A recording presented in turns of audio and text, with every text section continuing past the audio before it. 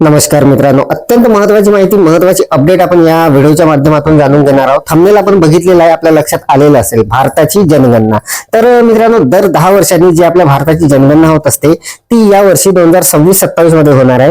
तर मित्रांनो, ही जी जनगणना होणार आहे ही यावेळेस थोडी वेगळी असणार आहे. 2 टप्प्यामध्ये होणार आहे आणि जवळपास 30 लाख कर्मचाऱ्यांची यासाठी नियुक्ती होणार आहे. तर मित्रांनो, या जनगणनेची संपूर्ण सविस्तर माहिती आपल्याला या व्हिडिओमध्ये मी देणार आहे. तर नमस्कार, मी राजमेश्राम मराठीशाळा.com या युट्यूब चॅनलवर पुन्हा एकदा आपलं सहर्ष स्वागत आहे. मित्रांनो, भारताची जनगणना वर्ष 2026-27 करिता संपूर्ण सविस्तर माहिती, इत्थंभूत माहिती जाणून घेण्यासाठी व्हिडिओला स्किप न करता पूर्ण बघा. चॅनलवर जर नवीन असाल तर चॅनलला सबस्क्राईब करायला विसरू नका आणि व्हिडिओ जर आवडला तर व्हिडिओला लाईक व शेअर करा. चला तर मग सुरू करूया.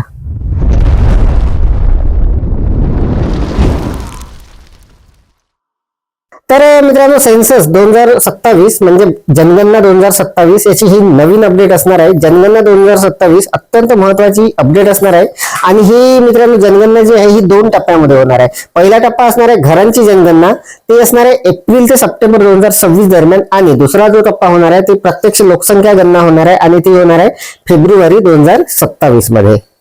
भारताची जनगणना आहे 2 टप्प्यात केली जाणार आहे. घरांची यादी आणि गृहनिर्माण जनगणना होणार आहे अगोदर, ती होणार आहे एप्रिल ते सप्टेंबर 2026 या दरम्यान, आणि त्यानंतर प्रत्यक्ष लोकसंख्या गणना होणार आहे फेब्रुवारी 2027 ला.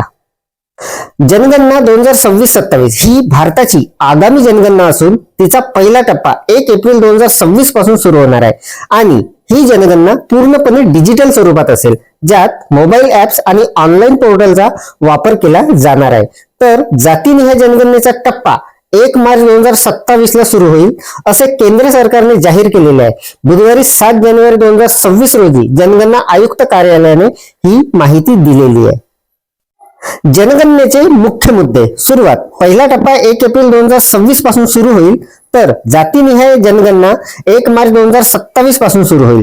स्वरूप. ही देशातील पहिली पूर्णपणे डिजिटल जनगणना असेल, ज्यात घरगुती माहिती, मोबाईल ऍप्स आणि ऑनलाईन पोर्टलद्वारे माहिती गोळा केली जाईल. जनगणना 1931 नंतर प्रथमच या जनगणनेत जातनिहाय जनगणनेचा समावेश केला जाणार आहे. उद्देश. जनगणना कर्मचारी आणि अधिकाऱ्यांमार्फत हे काम पार पडेल, ज्यामुळे लोकसंख्येची अचूक माहिती मिळणार आहे. जनगणनेचा पहिला टप्पा घरांची मोजणी. हाऊस लिस्टिंग ऑपरेशन्स ड्राईव्ह प्रत्येक राज्यात 30 दिवसाच्या कालावधीसाठी चालेल. प्रत्येक राज्य त्याच्या तारखांची स्वतंत्रपणे घोषणा करेल. याशिवाय मतमोजणी सुरू होण्याच्या केवळ 15 दिवस आधी घरोघरी जाऊन स्वयंगणनेचा पर्यायही लोकांना मिळणार आहे. म्हणजेच लोक स्वतः ऑनलाईन फॉर्म भरून आपल्या घराची माहिती देऊ शकणार आहे.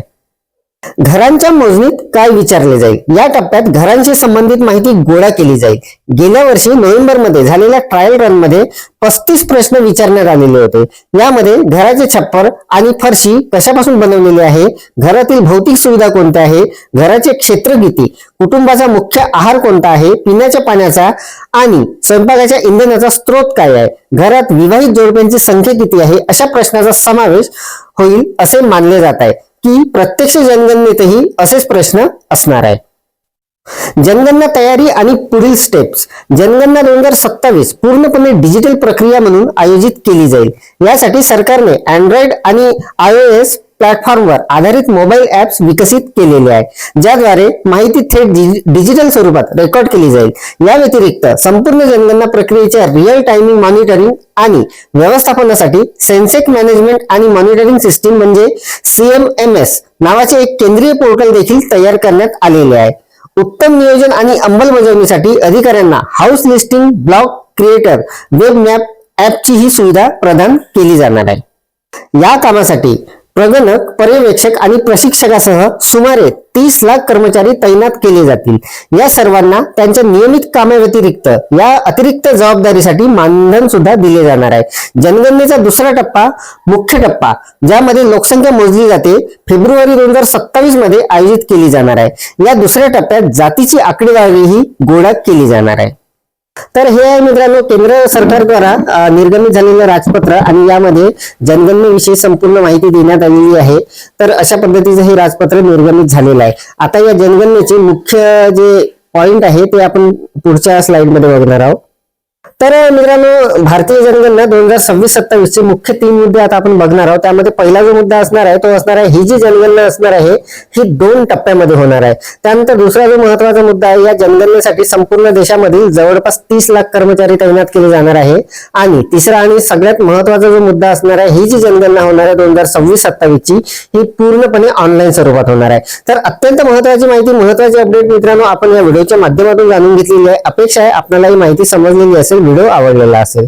व्हिडिओ जर आवडलेला असेल तर व्हिडिओला लाईक करा, शेअर करा आणि माझ्या मराठीशाळा.com या युट्यूब चॅनलवर जर नवीन असाल तर चॅनलला सबस्क्राईब करायला विसरू नका. पुन्हा व्हिडिओ असेल एका नवीन माहितीसह, नवीन अपडेटसह. तोपर्यंत धन्यवाद.